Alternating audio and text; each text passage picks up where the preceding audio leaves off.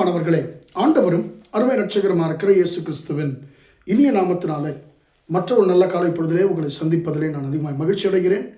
இந்த நாள் முழுவதுமாக நீங்கள் செய்கிற எல்லா காரியத்திலையும் கர்த்தருடைய கரம் உங்களோடு கூட இருந்து உங்களை நடத்துவதாக. அன்பார்ந்த பிள்ளைகளை, நாம் இப்பொழுது ஹோலி வீக், பரிசுத்த வாரம் என்கிறதான காரியங்களை நாம் தியானித்து வருகிறோம். ஆண்டவராகிய இயேசு கிறிஸ்து இந்த பூமியிலே வாழ்ந்ததான கடைசி வாரத்திலே நாம் இருக்கிறோம்.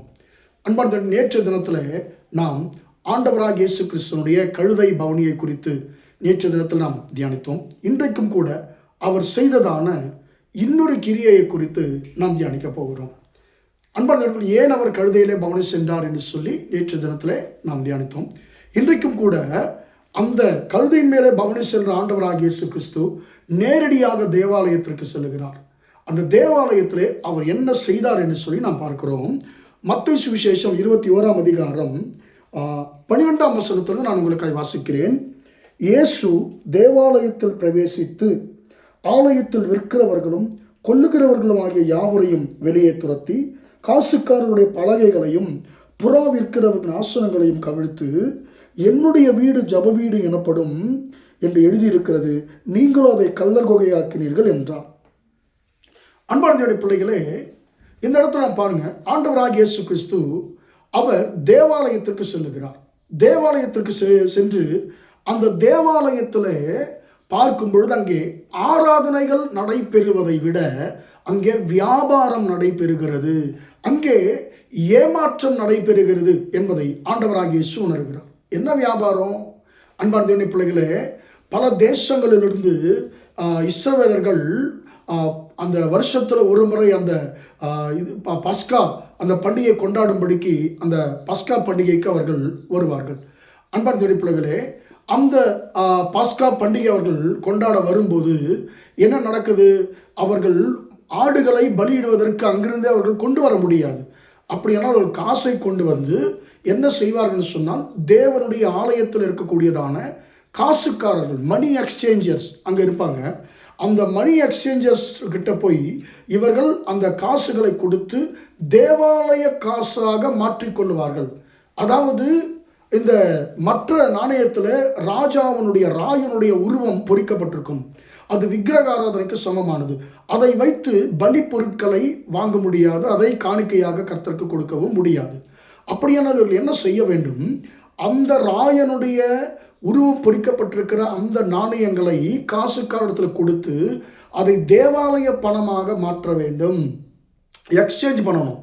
அதை வைத்து கொண்டு அங்கே பாதிக்கு பாதி பணம் பிடித்தம் செய்யப்படும். இப்போ உதாரணமாக நான் இந்திய ரூபாயை நான் இந்தியாவுக்கு போய் இந்திய ரூபாயை நான் கொண்டு வருகிறேன். இந்திய ரூபாயை நான் இலங்கைக்கு கொண்டு வருகிறேன். நான் ஒரு 10,000 நான் இந்திய ரூபாயை நான் மாற்றினால் எனக்கு கிட்டத்தட்ட 33,000 ரூபாய் அவன் கொடுக்க வேண்டும். ஆனால் என்ன செய்வான்னு சொல்லி, இதை நான் தேவாலயத்தில் போய் மாற்றும் பொழுது அவர்கள் 33,000 எனக்கு கொடுக்க மாட்டாங்க.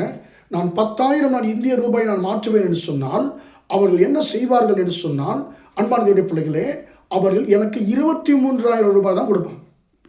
23,000 ரூபாய் தான் கொடுப்பாங்க. கிட்டத்தட்ட என்கிட்ட இருந்து அவர்கள் 10,000 ரூபாவை களவெடுக்கிறார்கள். அந்த அளவுக்கு அந்த இடத்துல ஏமாற்றங்கள் அதிகமாய் நடந்தது. ஏன்னா ஜனங்களுக்கு வேற வழி இல்லை, வேற வெளியே எங்கேயும் போய் மாற்ற முடியாது. எனவே அவர்கள் அந்த இழப்பு வந்தாலும் அதை சரி என்று சொல்லி மாற்றி விடுகிறார்கள். அந்த இடத்துல அவர்களுடைய உழைப்பு திருடப்படுகிறது. அந்த இடத்துல அவர்களுடைய உழைப்பு திருடப்படுகிறது. அன்பான பிள்ளைகளே, பாருங்க, விக்கிரகம் உள்ள வரக்கூடாது, ஆனால் ராயனுடைய உருவம் பொறிக்கப்பட்ட நாணயங்கள் வந்து தேவாலயத்தில் காசுக்காரர்களுடைய மூலமாக அது உள்ளே வருகிறது. அன்பான பிள்ளைகளே, இந்த ராயர்கள் அந்த காலத்தில் தங்களை கடவுள்களாக வணங்க சொல்லி ஜனங்களை வற்புறுத்தினார்கள். அவர்களுடைய உருவங்கள் பொறிக்கப்பட்டதான நாணயங்கள் உள்ளே வருகிறது. அப்படியானால் மறைமுகமாக விக்கிரகங்களும் கர்த்தருடைய ஆலயத்திற்குள்ளே கொண்டு வரப்படுகிறது. பாருங்க, இப்போ களவிடுகிறார்கள் ஜனங்களை ஒரு பக்கம், இன்னொரு பக்கம் அவர்கள் என்ன செய்கிறார்கள் சொன்னால், அந்த நாணயம், ராஜாவுடைய உருவம் பொறிக்கப்பட்ட நாணயத்தை உள்ளே கொண்டு வருவதன் மூலமாக விக்கிரகத்திற்கும் இடம் கொடுக்கிறார்கள். அடுத்தது நீங்க பாருங்க, அவர்கள் என்ன செய்கிறார்கள்? புறா விற்கிறார்கள், கொள்ளுகிறார்கள். புறா மட்டும் கிடையாதுங்க, ஆடுகளை, பலி ஆடுகளை கூட அங்கே விற்கப்படும். இவர்கள் பலியாட்டை கொண்டு வர முடியாது. இப்போ மணி எக்ஸ்சேஞ்ச் பண்ண உடனே அந்த காசை கொண்டு போய் இவர்கள் பஸ்காவுக்கு என்று ஆடை இவர்கள் வாங்க வேண்டும். ஆட்டை வாங்க வெளியே அந்த ஆடு வாங்கினால், உதாரணமாக நான் சொல்லேன்னு சொன்னால், வெளியே வாங்கினால் அந்த ஆடு ஒரு 3000 ரூபாய் விலை மதிப்பு இருக்கும் என்று சொன்னால், உள்ளே வந்தால் கிட்டத்தட்ட 4500 ரூபாய் கொடுத்து அதை வாங்க வேண்டும். அந்த அளவுக்கு அதிகமான விலைகளை போட்டு ஜனங்களை களவிட்டு கொண்டிருந்தார்கள், ஜனங்களிடத்தில் களவெடுத்து கொண்டிருந்தார்கள், திருடி கொண்டிருந்தார்கள். எனவே தான் ஆண்டவர் சொல்லுகிறார், என்னுடைய வீடு சகல ஜனங்களுக்கும் ஜப வீடு எனப்படும், ஆனால் நீங்களும் அதை கள்ளர் குகையாக்கி ஜனங்ககிட்ட திருடுறதை வச்சு அதை இங்கே ஜனங்ககிட்ட இருந்து திருடி அதை பாதுகாத்து வைக்கக்கூடிய ஒரு கள்ளர் குகையாக நீங்கள் கர்த்தருடைய ஆலயத்தை மாற்றிவிட்டீர்கள் என்று சொல்லி அந்த ஆலயத்தை ஆண்டவர் சுத்திகரிக்கிறதை பார்க்கிறோம். அன்பார்ந்த தேவனுடைய பிள்ளைகளே, உலகமோ உலக ஆசைகளும் அன்பார்ந்த அந்த தேவனுடைய ஆலயத்திற்குள்ளே இருக்கிறது. கர்த்தருடைய ஆலயம் பரிசுத்தமாக இருக்க வேண்டும், ஆனால் கர்த்தருடைய ஆலயம் தீட்டுப்படுத்தப்படுகிறது. அன்பார்ந்த தேவனுடைய பிள்ளைகளே, அந்த ஆலயம் என்னது? இந்த புதிய ஏற்பாட்டின் காலத்தில் நீங்களும் நானும் தான் அந்த ஆலயம். பவுல் எழுதும்பொழுது எழுதுகிறார், நீங்கள் தேவனுடைய ஆலயமாக இருக்கிறீர்கள் என்றும் தேவன் உங்களில் வாசமாக இருக்கிறார் என்றும் அறியாதிருக்கிறீர்கள், அறியீர்களா?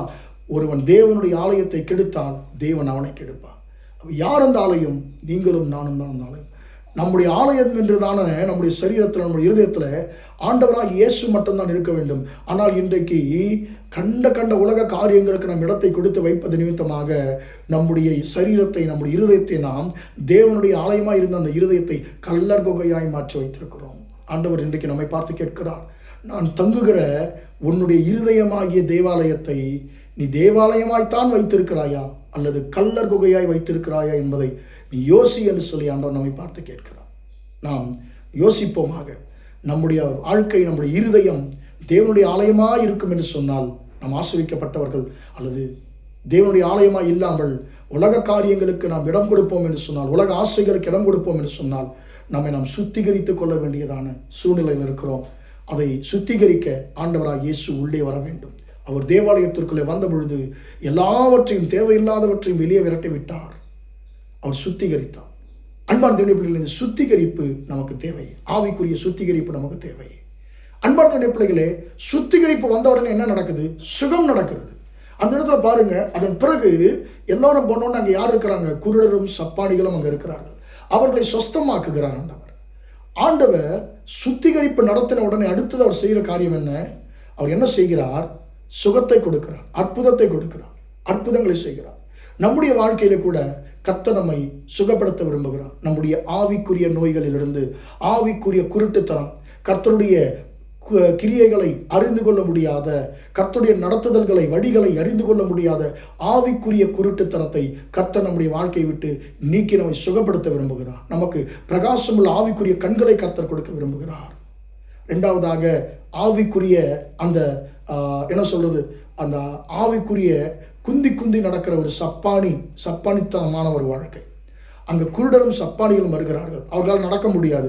நம்முடைய வாழ்க்கையிலும் கூட எலியா சொல்வது போல, நீங்கள் இன்னும் எந்த மட்டும் இரு நினைவுகளாலே குந்தி நடப்பீர்கள் என்று சொல்லி இஸ்ரவேல் ஜனங்களை கேள்வி கேட்டது போல, நாம் ஆவிக்குரிய வாழ்க்கையிலே நாம் ஆவிக்குரிய முடவர்களாய் நாம் இருக்கிறோம். ஆவிக்குரிய சப்பானிகளாய் நாம் இருக்கிறோம்.